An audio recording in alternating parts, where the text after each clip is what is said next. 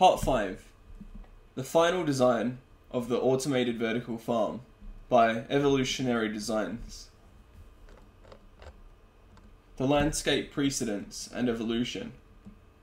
The landscaping layout remains consistent with the prior concept. It is still based in the Adelaide Festival Centre precinct in South Australia. It intends to create a single-level pedestrian overpass and underpass to allow for higher-level pedestrian traffic and loitering, while connecting surrounding attractions.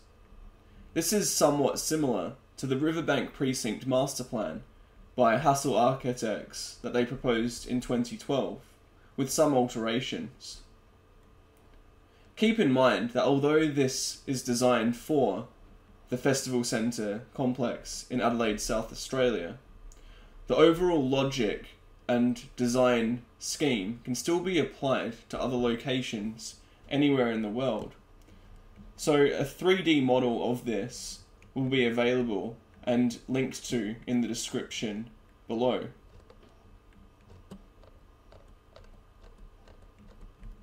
Plans. Level 1. Level 1, or the upper level, is dedicated to the warehouse-style production of food plants using existing, highly automated vertical farm systems, as referred to previously, which includes automated systems by Vertical Farms Australia. It's using this in conjunction with a custom-designed conveyor elevator system for efficient organisation. Such technology can currently only grow a limited variety of crops. However, the building can import and store what it cannot produce locally, and there is plentiful warehouse auxiliary space for other production methods and modifications. This level is not intended for frequent public use, but can be used as an educative research area for specific groups of people that are interested in vertical farming and automation.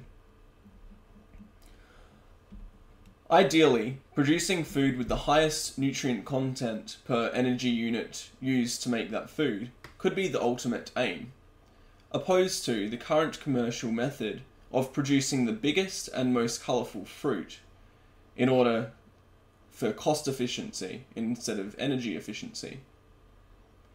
The double quarantine entry on this floor ensures that pesticides do not have to be used, which can damage food quality, and food is ideally consumed as fresh as possible because storage uses energy and detracts nutrients from food. This project localizes food production and eliminates the need for packaging, storage time, preparation and consumption as much as possible in order to minimize the energy used in the process from seed to mouth. So food is grown, distributed and consumed on-site as much as possible, with the potential for it to be exported so that it doesn't get wasted. The crises addressed on Level 1 include fossil fuel dependent agriculture being addressed by minimizing storage duration. The problem of eutrophication and pollution is addressed by eliminating the need for fertilizers, pesticides and agricultural runoff. The problem of topsoil erosion is addressed by using soilless farming methods. The problem of water use is addressed by capturing and reusing water in a closed system so that water doesn't evaporate or dissipate.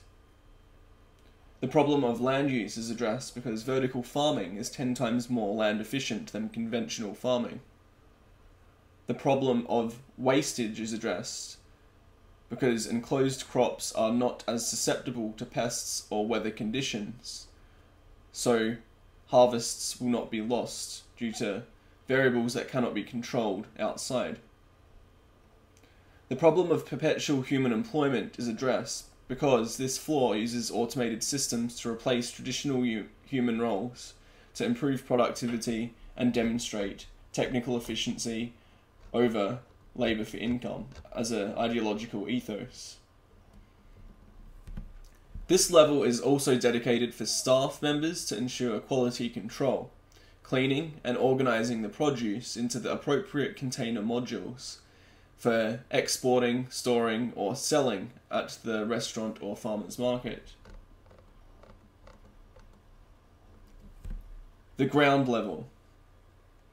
The floor level is dedicated to architecturally accommodating existing Baxter Autobots for the purpose of fast food, restaurant and bar service, and food preparation.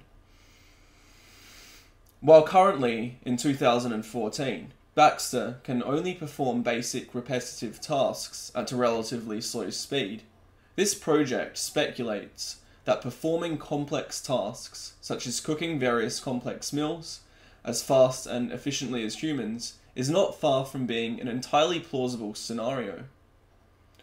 The kitchen plans allow for human labour to be used in conjunction with, or instead, of the Autobots, which are approximately human scale. The automated kitchen and service area, along with the relative food elevators, is the focus of the indoor user experience. Therefore, the seating layout has been arranged accordingly so that the technology is not only practical for its utility, but also adds an element of novel attraction and childlike wonder that may prompt users to question the ideological economic assumption of associating human employment with productivity, and ponder the possibilities of a technically efficient culture that doesn't require perpetual technologically obsolete human labour in order to maintain circulation of debt-based fiat currency. This floor also has an integrated human kitchen for the purpose of cooking classes and tutorials. This ideally is for teaching people how to make healthy meals with the produce and products that are sold in the building, if they cannot always eat at this building themselves. So spaces have been allocated for other retail outlets too. An appliance store would be an appropriate example. The outdoor dining on the north side of the building allows users to sit sheltered and admire the Torrens Park view over the existing designed festival centre roof that creates light shows at night. The north facade exposes the inner workings of the building's robots, food conveyors and elevators in order to attract people in and create an interesting spectacle. Meanwhile, in the eastern seating area allows for a cityscape view that is buffered with trees, vegetation and a water fountain back to a more traditional form to suit the streetscape. 24-hour access toilets, a transport waiting shelter and bike shed have been implemented for public convenience in a space prone to busy influxes of use, while the traditional pedestrian traffic paths have been maintained and expanded upon. The crises addressed on this floor include perpetual human employment.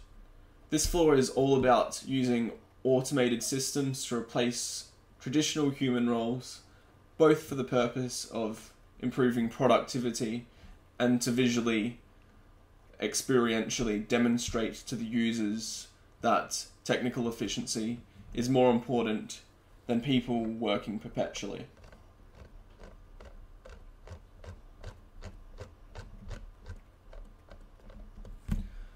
The lower ground level, or basement. The lower floor level is dedicated to distributing raw produce to the consumer via a highly automated fruit and vegetable market and export loading zone. Produce can easily be transported with minimal human oversight through the core food elevators and overhead conveyor systems that connect to automated modular shelving units specifically designed for this project, as shown in detail. This floor also allocates for organic imports that cannot be grown in the vertical farms and processed / brand products that can be imported, which can be sold in the mini market and used as ingredients in the restaurants and food court kitchens. For example, ketchup may be imported so that people have condiments for their food that they buy from the fast food restaurants. All entrances contain double lock quarantine doors on this floor so that produce is safe from pests. And self-serve checkouts are included at both exits, which continue the theme of deliberate automation of traditional human roles. The surrounding earth and lack of sunlight penetration because of the pedestrian overpass ensures a high level of insulation from heat to ensure fresh produce can be stored for long periods of time safely.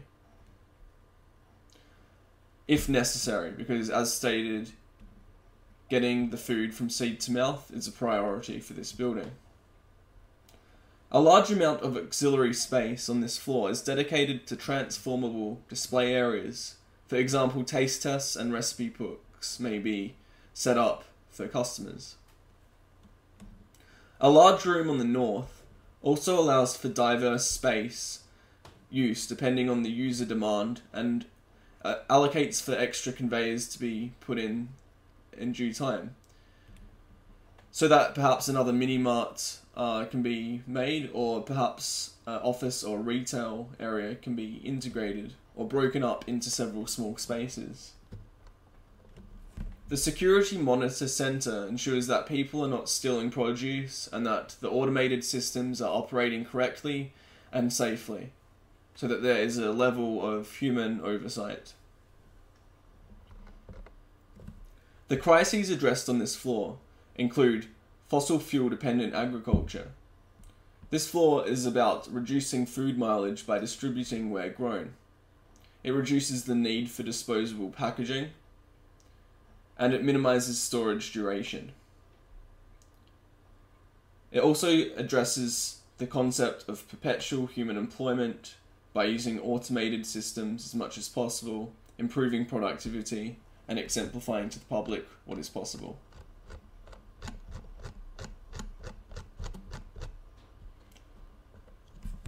So this section, and the one on the following slide, shows how the food elevators connect to the different levels to serve different functions to create an entirely new building typology for public use. This kind of building hasn't really been done before. When designing this, I couldn't really look at pre-existing concepts because they haven't really been formalized yet as an architectural typology. There's no codes or regulations that I could really look at, so I had to personally contact the manufacturers of the automated components, for example Vertical Farms Australia, and ask them how tall the ceilings had to be to get the maximum efficiency from their products, and so on. And they recommended 6 to 8 meters for ceiling spans and thick insulation. This is contrary to what a lot of people think when designing vertical farms, and often people assume that because you are growing food, you need a lot of sunlight, which is simply not the case, and actually the antithesis of what is needed when using automated farming methods. I also printed a 3D model that allowed the internal mechanics to be communicated in more detail, and how they relate to the building structure. So from the outside, the exterior of the building was intended to fit the surrounding context, as the university teachers suggested. So this included having similar window patterns and scale as the surrounding landmark buildings. The roof slopes north to maximize solar gains for the solar panels on the roof. The north elevation is the most demonstrative facade of this building. It shows all of the functions in quite a lot of detail and how it relates to the surrounding typological context, the existing ground planes that I had to work with. So the north side of the building aims to maximize sunlight penetration and allow for outside use. So the facade extrudes the inner mechanics of the building, the food conveyors, the Autobots and elevators to create intrigue in the users and passers-by. Up close you can see the Baxter Autobots that are working on the outside service areas. You can also see that trucks can go to the import-export zones. You can see the storage racks, the automated checkout areas on the lower floor. And you can also see the conveyor that comes out of the building's wall and connects the two outdoor dining areas, which can be fed with the food from the upper and lower levels. The automated vertical farm is a new concept, and I hope this presentation has given a base foundational logic for others to work upon. The design images used in this presentation and the relevant 3D models, as well as a PDF format of this presentation, will be available on the website linked in the video description below. Also, subscribe to Evolutionary Designs on YouTube and email any questions or inquiries to evolutionarydesigns@hotmail.com. Thanks for listening, and please subscribe, like and share. Cheers!